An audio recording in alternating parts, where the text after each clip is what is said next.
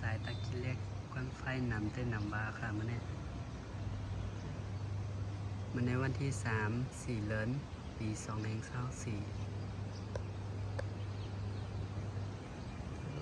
หันหน่วยหันลอยหันว่าหันอีดพอเนี้ย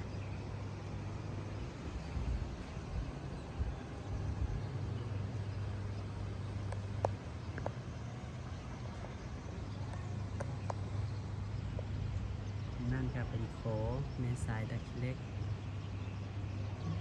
อยู่ที่ในต้อยกับฝั่งตะกี้เล็กผมหันแล้วค่ะนะเดี๋ยวมีสีขาวๆอยู่ที่ในตะกี้เล็ก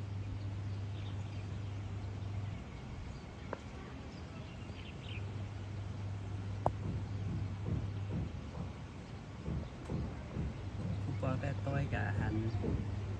แล้วเวงตะกี้เล็กทั้งหมดครับ